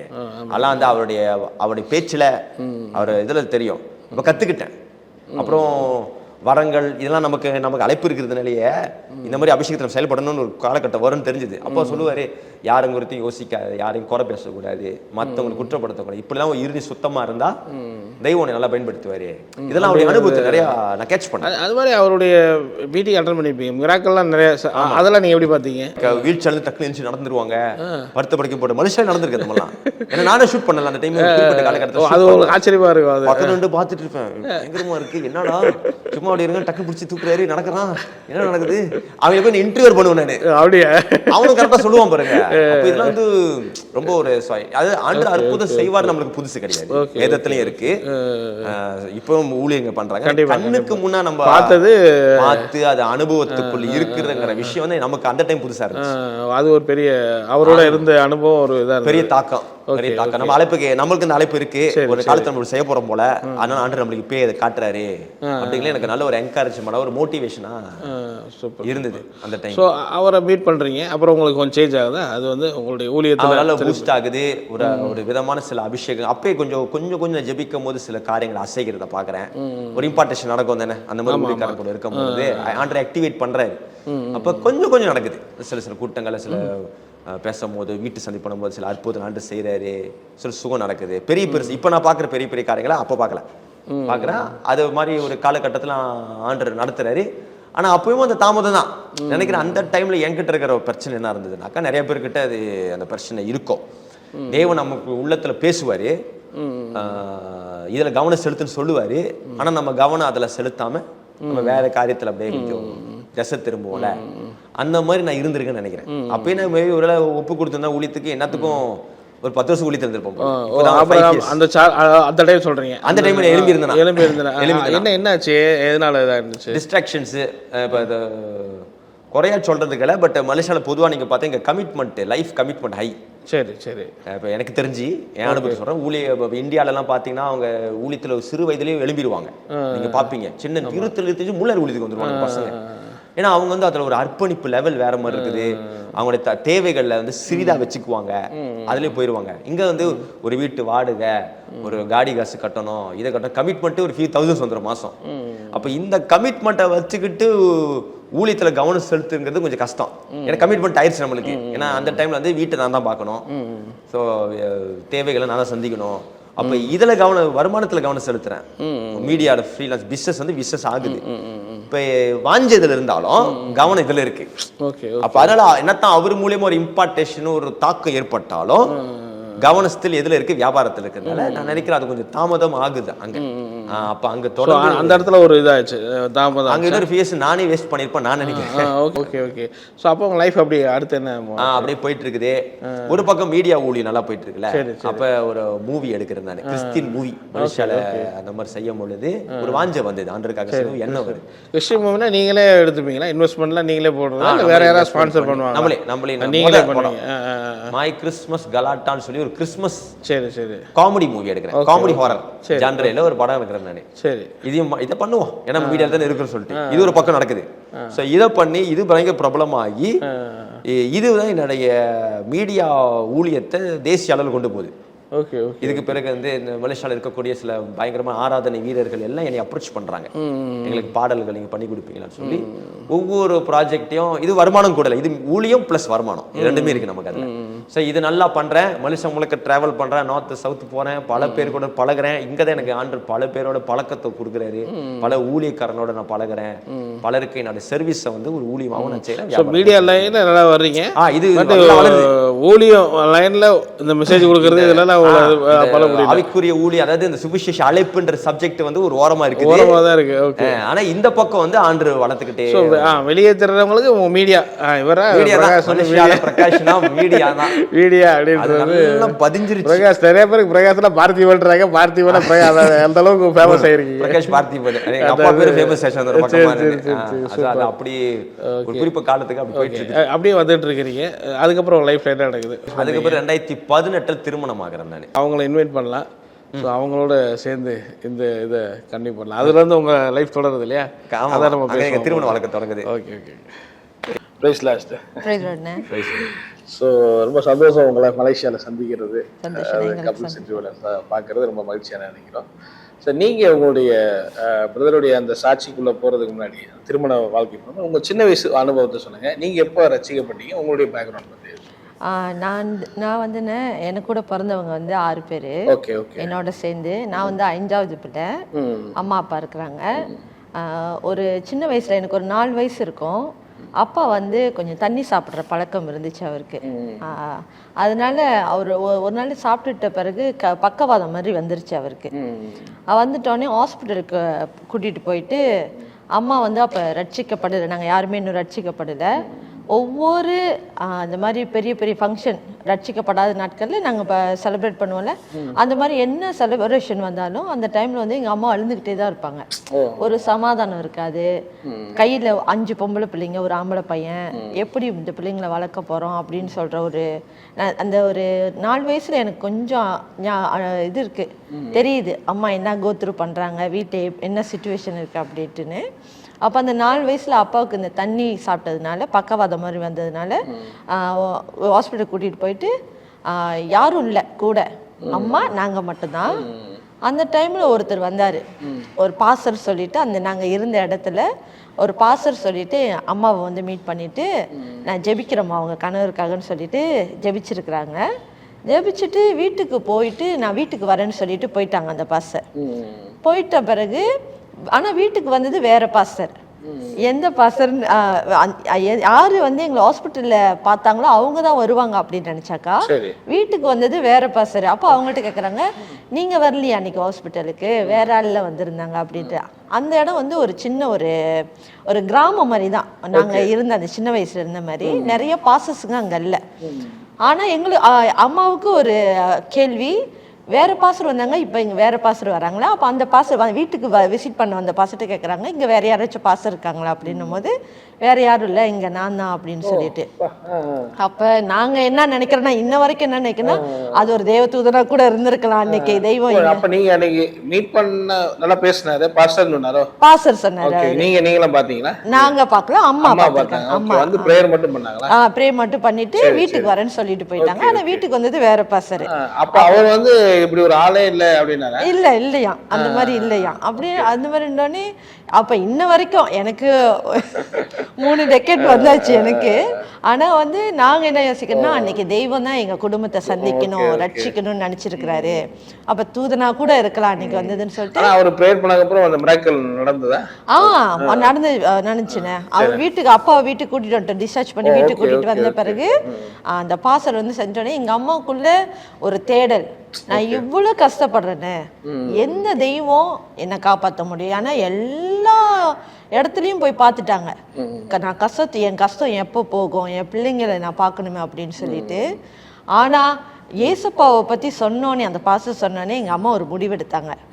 நான் வந்து இந்த ஏசப்பா எல்லா கடவுளையும் பார்த்துட்டேன், இந்த ஏசப்பா யாருன்னு நான் பார்க்கணும் அப்படின்னு சொல்லிட்டு எங்களெல்லாம் பார்த்து கேட்டாங்க. அப்போ நான் சின்ன பிள்ளைனால நான் என்னோட பதில் அவ்வளோ இதாக இருக்கு.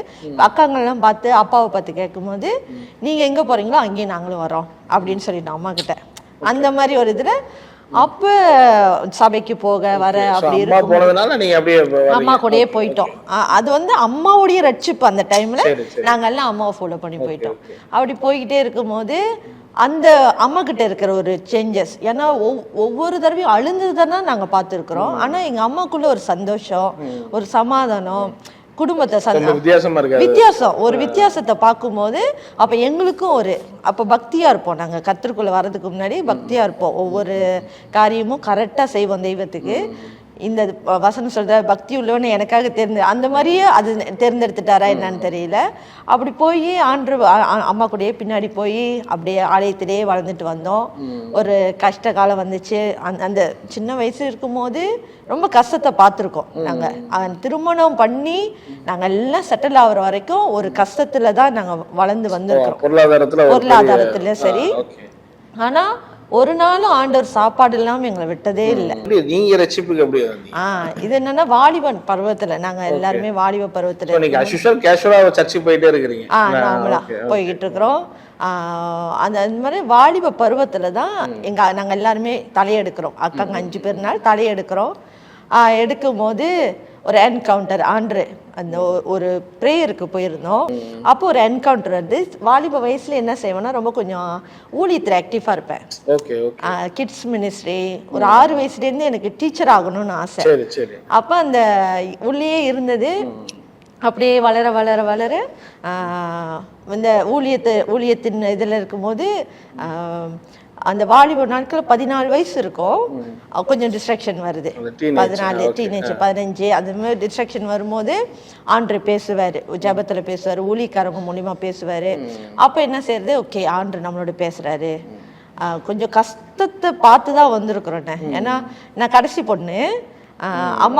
அம்மா அந்த பசியாரெல்லாம் விற்பாங்க. பசியாரன்னா காலை பசியாரிகளை விற்று தான் எங்களை வளர்த்தாங்க. அப்போ காலையில் என்ன செஞ்சிடுவோம்னா எந்திரிச்சிடுவோம், அம்மாவுக்கு ஹெல்ப் பண்ணிடலாம். இப்படி கஷ்டத்துலேயே இருந்ததுனால ஒரு பக்கத்து இவ்வளோ கஷ்டப்படுறோமே, ஒரு சைட்டு ஆண்டு நம்மளை இழுக்கிறது தெரியும், ஊழியத்தில் வச்சிருக்கிறது தெரியும். இப்போ இந்த சிறுவர் ஊழியத்தில் அதிகமாக இருந்ததுனால, பொண்ணா இருக்கிறதுனால ஊழியத்தை வந்து ரொம்ப ஃப்ரீயா செய்ய முடியாது. அப்ப எங்க அம்மா எப்போதுமே பயப்படுவாங்க. ஏன்னா பொம்பளை பிள்ளை வெளியே போகுது வருது, ஊழியமாவே இருந்தாலும் ஏதாச்சும் தவறுகள் எதுவும் நடந்துருமான்னு ரொம்ப பயப்படுவாங்க. அப்ப ஃப்ரீயா என்னால செய்ய முடியாது. அதுல ஒரு இது இருக்கும், இன்னும் ஊழியம் சரியா ஃப்ரீயா செய்ய முடியல. அதை நான் தப்பு சொல்ல மாட்டேன். ஆனா அன்னைக்கு அவங்க அவ்வளோ டிசிப்ளினா இருந்ததுனாலதான் ஆண்டு இந்த இதுல கொண்டு வந்து வச்சிருக்கிறாரு. இப்படி இருக்கும்போது இன்னும் சின்ன வயசுல ஒரு 7-8 வயசுல என்ன செஞ்சாங்கன்னா, நாங்கள் வந்து வீடு இல்லாமல் பாட்டி வீட்டில் தங்கியிருந்தோம். அங்கே தங்கியிருக்கும் போது ரொம்ப இந்த சின்ன வயசில் நம்ம விளையாட்டுத்தனமாக இருக்கிறதோ இல்லை ரொம்ப என்ஜாயாக இருப்பாங்களே அந்த சிறு வயது அனுபவங்கள் இருக்குல்ல, அதெல்லாம் இன்பமான அனுபவம் இல்லை, அதெல்லாம் கொஞ்சம் கஷ்டம். நம்ம ரொம்ப டிசிப்ளின் பண்ணுவாங்க, விளையாண்டுக்கிட்டு இருந்தால் விளையாடக்கூடாதுன்றது, இதெல்லாம் கடந்து வந்ததுனால ஒரு ஆண்டவர் அந்த அந்த அந்த பாடுகளை பார்த்து என்ன செஞ்சிட்டாரு, ஒரு 13 வயசில் பாட்டி வீட்டிலேருந்து எங்களை வெளியாக்கி நாங்கள் தனியாக வளர்ந்து அம்மா அம்மா அம்மா ஆலயத்துக்கு கூட்டிகிட்டு போய் வாசுன்னு சொல்கிறாங்களே, பாஸ்டர் ஜகரியா வாசுதேவன், அவருடைய சபையில் தான் நாங்கள் வளர்க்கப்பட்டோம். அவர் கொடுக்குற அட்வைஸ், ஏன்னா அப்பா வந்து நம்ம கூட இல்லை அந்த டைமில், ஒரு 10 வருஷம் பிரிஞ்சிருந்தோம், அம்மாவும் அப்பாவும் பிரிஞ்சிருந்தாங்க. அதுவும் அந்த நாட்களில் பொம்பளை பிள்ளைங்களை வளர்த்து எடுக்கிறது ரொம்ப கஷ்டம். அப்போ எங்கள் அம்மாவுடைய நம்பிக்கை ஒன்றே தான், வசனத்து நிமித்தம் ஆண்டவர் பேசினார், உன் தகப்பன் வீட்டை விட்டு போ அப்படின்னு சொல்லிட்டு, ஆதியாகமம் 12ஆம் அதிகாரத்தில் உள்ள மாதிரி. அதே போல் வெளியாகி அந்த அனுபவத்தில் ஒவ்வொரு காரியமும் நாங்கள் எதிர்பார்க்கறது, எங்கள் அம்மா ஒன்று சொல்லி கொடுப்பாங்க, எதா இருந்தாலும் ஆண்டுகிட்ட கேளுங்க, ஏசப்பாட்ட கேளுங்க, ஏசப்பாட்ட. அப்பா சப்போர்ட் பண்ணுவாங்களா ஏதாவது? அப்பா அந்த 10 வருஷம் எங்களுக்கும் அப்பாவுக்கும் ஒரு கனெக்ஷன், எந்த சப்போர்ட்டும் பண்ண மாட்டாங்க. எதனால பிரிஞ்சாங்க? அந்த தண்ணி சாப்பிட்றது நிமித்தம் தானே, அதனால மட்டும்தான். அந்த 10 வருஷம் கழிச்சு நாங்கள் எங்கள் பாட்டி வீட்டிலேருந்து வெளியாகிறோம். எங்கள் அம்மா ஒரு ஜெபம் பண்ணாங்க, என் கணவர் என் கூட வரணும்னு சொல்லிட்டு. முத நாள் ஜெபம் பண்றாங்க, மறுநாள் அப்பா வந்துட்டாரு. எங்க இருந்தாரு, எப்படி இருந்தாரு, மறுநாள் வந்துட்டாரு. ஆமா ஆமாண்ணே, ஆனா செய்தி எல்லாம் தெரியும், அப்பா கரெக்ட் நல்லா தான் இருக்கிறாரு, அதெல்லாம் தெரியும். அப்போ வந்த பிறகு அதுக்கப்புறம் எங்க ஜேர்னி அந்த வாலிப பிரயாயத்துல சபையில இருந்து வளர்க்கப்பட்டதுனால பாதுகாப்பு எங்களுக்கு இருந்துச்சுன்னு. நிறைய நினைப்பாங்க சபையில இருந்தா பாதுகாப்பு இல்லை அப்படின்ட்டு, ஆனா நாங்க முழுக்க சபையில தான் வளர்க்கப்பட்டோம். சபை தாய்மார்கள், சபை போதகர், இவங்களால வளர்க்கப்பட்டோம். Okay, super super. ஸோ இந்த ஒரு ஸ்டேஜ் இது தாண்டி வர்றீங்க, அது திருமண வயது வருது, அலைன்ஸ் பார்க்குறாங்க, உங்களுக்கு என்ன மாதிரி விருப்பம் இருந்தது? என் திருமணத்துக்கு நான் ஜெபிக்க மாட்டாண்டவரே, அம்மாவை தான் வீட்டில் உள்ளவங்க பார்த்துக்கிட்டோம் அப்படின்னு சொல்லி விட்டாச்சு. அம்மா ஜெபிச்சாங்க, ஜெபிச்சு ஒரு 2 மாதத்துல வந்து ப்ரொபோஸ் பண்ணாங்க. ஆனா உங்களுக்கு என்ன விருப்பம் இருந்தது? எனக்கு என்ன விருப்பம், நான் என்ன இது ரொம்ப விளையாட்டுத்தனமா இருக்கும், ஆனா இதுதான் உண்மை. நான் வந்து ஒரு போட்டோ எடுத்தாங்கன்னா நான் கரெக்டா போஸ் கொடுக்கவே மாட்டேன். எல்லாருமே என்ன சொல்லுவாங்க, நீ போட்டோக்கு சரியா போஸ் கொடுக்க மாட்டேற அப்படின்னு. நான் சும்மா என்ன செஞ்சேன், ஒரு ஜெபம் பண்ணேன், ஆண்டவரே நீங்க எனக்கு ஒரு போட்டோகிராஃபரோ மாப்பிள்ளை கொடுங்கன்ட்டுன்னு. அது எழுதி வச்சிருந்தேன், ஒரு சில பாயிண்ட்ஸ் எல்லாம் எழுதி வச்சிருப்பேன். இருதயத்துல வர்றதை ஆண்டவர்கிட்ட, ஆண்டவர் இந்த மாதிரி இருக்கணும், என் கணவர் என்னுடைய ஆசைகள், என்னுடைய ஊழிய வந்து சிறு வயசுலேயே சிறுவர் ஊழியர் செய்யணும்னு இருக்கிறதுனால அதில் சப்போர்ட் பண்ணுற ஒரு பார்ட்னராக இருக்கணும் அப்படின்ட்டுன்னு அந்த மாதிரி கேட்டு அப்படி வந்தவர் தான் இவர். Okay, super. 2018 திருமணம் பண்றீங்க. ஸோ லைஃப் எப்படி தொடங்கும் போது எப்படி தொடங்குறீங்க, வாழ்க்கை எப்படி இருந்தது, என்ன எக்ஸ்பெக்ட் பண்ணி எப்படி இருந்துச்சு லைஃப்? திருமணம் அற்புதம் நடந்துச்சு. சரி சரி. அன்று அந்த நாட்கள்ல திருமணத்துக்கு 1 வருஷம் இருக்கும் போது பயங்கரமா ஆசீர்வதிச்சாரு. பொருளாதாரத்துல பிசினஸ் நல்லா போகுது, கடன் இல்லாம நல்லபடியா கனமா திருமணத்தை ஆண்டர் முடிச்சு கொடுத்தாரு எங்களுக்கு. அதுக்கப்புறம் தனியா தான் இருக்கிறீங்களா? தனியா வீடு பார்த்து போறீங்களா? நம்ம ஃபேமிலியோட தான் இருக்கோம். ஸ்டில் ஃபேமிலியோட தான் இருக்கோம். ஊழிய டைம்ல தான் நான் வந்துட்டு தனியா வர சுத்தி. சோ அந்த டைம் அப்படியே ஃபேமிலியோட தான் இருக்கீங்க? ஃபேமிலியோட தான் இருக்கோம். ஃபேமிலியோட இருக்கிறோம். நல்லபடியா போச்சு. நடத்திட்டு இருந்தாரு. முதல் வருஷத்துல எப்பவுமே திருமணமான புதுசுல நம்ம திருமணத்துக்கு முன்பதாக அது ஒரு விதமா இருக்கும். திருமணத்துக்கு அப்புறம் ஒரே வீட்டுல ஒரே கூடாரத்துக்குள்ள வாழும் பொழுது ஒருத்தருடைய விஷயங்கள்லாம் வெளியே வரும். அதுல என்னை அவங்க சகிச்சுக்கணும், நான் அவங்கள சகிச்சுக்கணுங்கிறதுல அந்த 1 வருஷம் கொஞ்சம் சில விஷயங்கள் போறோம். அது எல்லா ஃபேமிலியில இருக்கும். வீட்டுக்கு வாசப்படுற மாதிரி.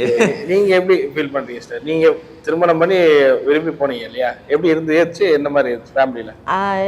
நான் என்ன நினைச்சிட்டு இருந்தேன், கல்யாணம் பண்றதுக்கு முன்னாடி ஏன் இதெல்லாம் சொல்றேன்னா, எல்லாரும் நினைச்சுக்குவாங்க திருமணம் நம்ம இப்ப இருக்கிறத பார்த்துட்டு கல்யாணம் பண்ணா இந்த மாதிரி ஹஸ்பண்ட் அண்ட் ஒய்ஃபா கல்யாணம் பண்ணணும் அப்படின்ற ஒரு இமேஜினேஷன்ல இருக்கிறாங்க.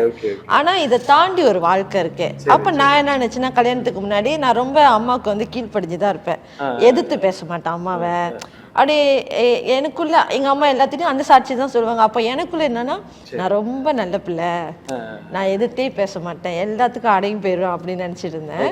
திருமணம் பண்ண பிறகுதான் தெரியுது எனக்குள்ள காரியத்தை ஆண்டு நீ யாருன்னு நீ பாரு அப்படின்னு சொல்லிட்டு கண்ணாடி மாதிரி இவங்களை கொண்டு வந்து காண்ற வச்சுட்டாரு. என்னன்னா இப்ப